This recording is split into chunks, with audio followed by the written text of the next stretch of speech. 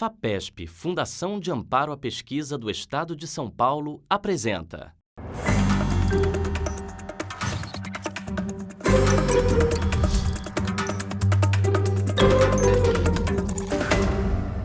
O Programa Brasileiro de Etanol, ele foi desenvolvido integralmente dentro das nossas fronteiras.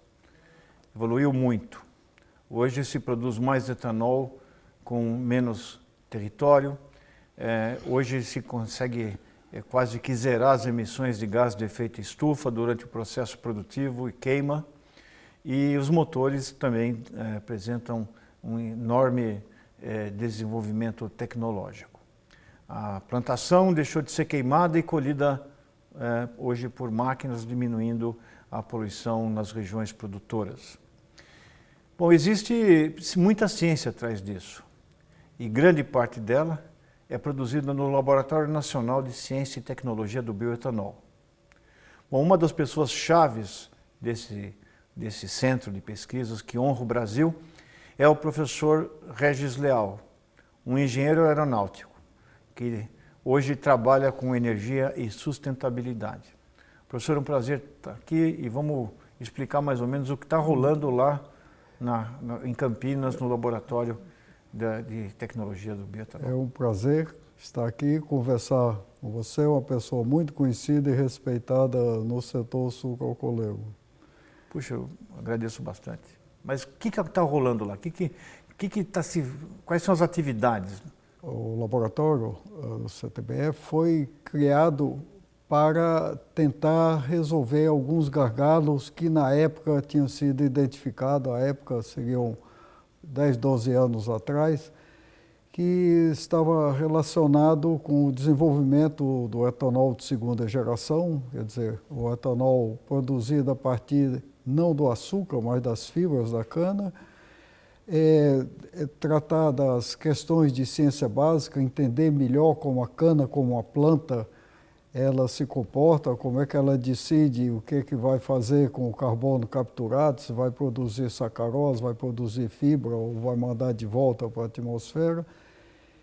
E também um problema que estava começando na época, que era da mecanização, na colheita da cana principalmente, cuja tecnologia até hoje deixa muito a desejar em termos de eficiência, custo, danos no canavial, etc.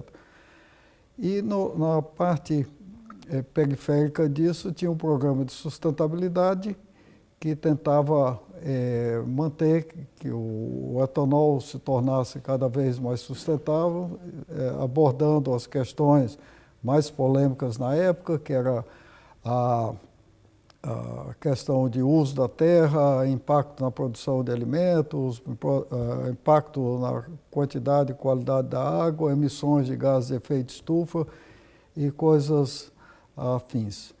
E também tinha um outro programa que cuidava da simulação de processo que permitisse você fazer uma avaliação preliminar em mudanças no processamento da cana, antes de partir para um estudo de laboratório, planta piloto e tudo mais, você faz uma série de estudos, de simulações para ver se aquilo realmente melhora a sustentabilidade do etanol. Então, nesses últimos 10 anos da minha longa carreira profissional, cheia de curvas e mudanças, eu estou dedicado a essa parte. Já faz cerca de 30 anos que eu trabalho com cana-de-açúcar, etanol, eletricidade e um pouquinho de açúcar também. Então, vamos então falar bem essa parte das... A gente já sabe que o etanol pode ser produzido tanto da sacarose quanto da fibra. Né? Só que a fibra, a planta por definição quer durar, ela quer ter estrutura e você tem que desmontar uma coisa que tem uma engenharia de estruturas muito bem feita. Né? Perfeito. E também tem a palha da cana que fica depois.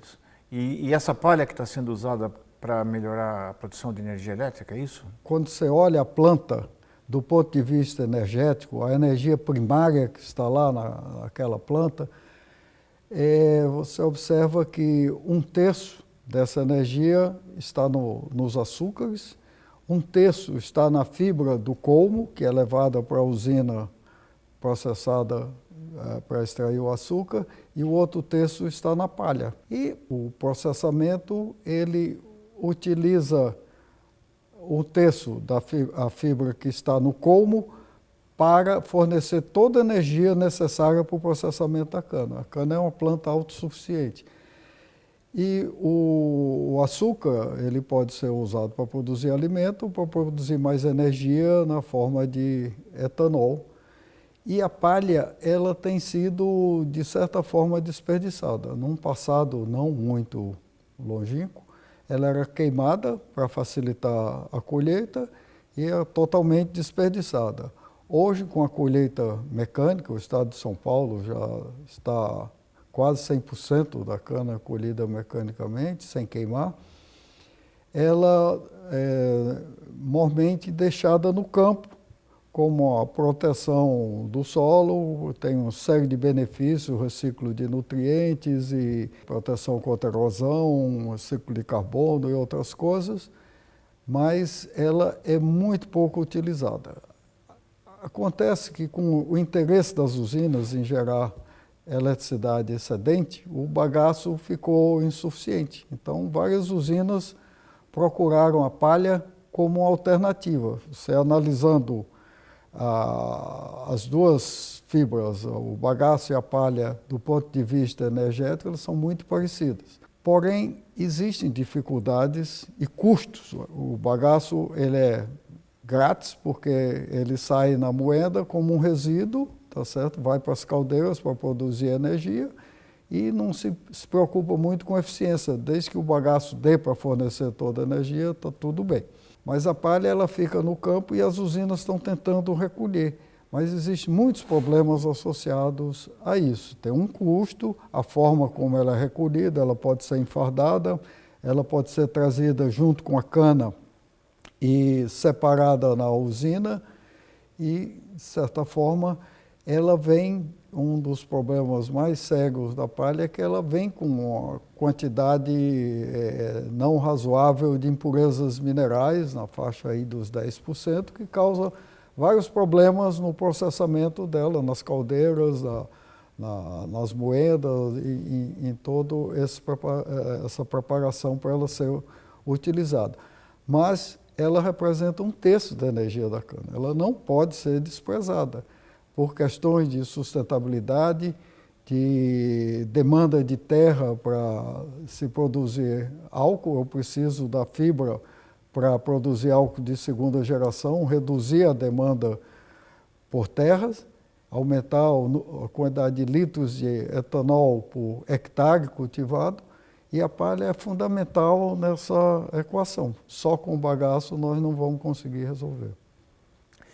Professor, e como é que é feito essa troca de informações entre um laboratório de pesquisa e os produtores? Como é que é a porosidade desse sistema, esse fluxo? De onde parte a pergunta? Como é um laboratório nacional, ele tem a obrigação de ser aberto para a sociedade, não só para a comunidade científica, mas para as indústrias e tudo mais.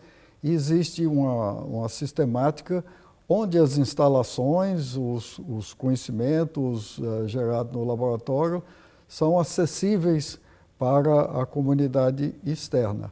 E nesse projeto de palha específico que eu coordeno, ele dá uma ênfase maior ainda nessa divulgação de informações. E desde o início nós trabalhamos junto com usinas. Nós hoje temos 18 usinas parceiras que trabalham junto conosco nesse projeto específico. Como é que foi o resultado disso? Ele funciona? A gente está tendo uma transferência efetiva? Como é que é o seu diagnóstico desse processo? É difícil medir isso. Então nós temos que prestar conta se nós estamos realmente produzindo coisas que estão sendo utilizadas pela sociedade. Nós fazemos um esforço em tentar atacar problemas que são realmente problemas que estão impedindo o progresso tecnológica em alguma área. A minha impressão é de que muito da tecnologia que a gente se orgulha, que está nas asas dos aviões da Embraer, está na exploração de petróleo em águas profundas, está na tecnologia da cana, ela nasce e tem o DNA da pesquisa dentro de cada processo. E a gente viu exatamente um caso como esse. Nós estamos chegando no final, professor Regis, mas eu acho que além do produto, o etanol, existe um outro produto que é o símbolo de utilização, de pesquisa para formação de conhecimento próprio, dedicado a um problema específico do nosso país. Ninguém poderia fazê-lo a não ser nós mesmos. E mostrando que quando a pesquisa brasileira é desafiada para resolver problemas, ela responde de uma forma bastante eficiente. Ou seja, eu queria só que nesse final a gente tem um personagem por trás do pesquisador, que sempre é fascinante, né? Como é que você saiu do avião, professor Regis, para pousar no canavial? Eu me preparei todo o tempo na faculdade para ser professor e pesquisador. Fiz todo o ritual de diplomas, etc. E durante os primeiros 9 anos eu segui isso aí. Depois eu fui convidado por uns amigos para trabalhar numa firma de engenharia, fazer projetos de usinas nucleares. Eu achei interessante o desafio e resolvi aceitar e gostei muito. E desde a época de aluno que eu me interesso muito por energia, eu sempre tive uma fascinação por energia. E depois de um certo tempo, eu tive um convite de trabalhar num centro de pesquisa cana-de-açúcar e por questões de querer sair de uma cidade grande como o Rio de Janeiro e ir para uma cidade menor, filho ficando adolescente, etc., eu resolvi mudar. E fui para o Centro de Tecnologia da Copersucar, que tratava de cana-de-açúcar, açúcar e álcool. E depois disso, está 31 anos nessa linha e pretendo encerrar minhas atividades nele. A minha impressão, meu diagnóstico clínico é que você não vai aposentar nunca, né? Porque a energia que você emana, ela é bastante grande. Eu acho que você vai se aborrecer rapidamente no dia que você não tiver o que fazer. Provavelmente. Pois é, então se você quiser pegar um pouquinho dessa energia aqui, né? Quando você chega, abre aquele noticiário na TV e só vê notícia ruim, o Futura tem uma alternativa melhor, que é ver o futuro, é ver o idealismo, e você vai estar no Futura Play. Funciona como um antidepressivo, você vai ver. E porque você vai ver histórias fascinantes como essa e casos de sucesso de um Brasil que pode dar muito certo quando se dão condições necessárias para que ele funcione. Bom, eu agradeço muito a atenção e visite o Regis de novo e todas as outras pessoas que passaram aqui no Futura Play. Você não vai se arrepender disso aí. Um abração.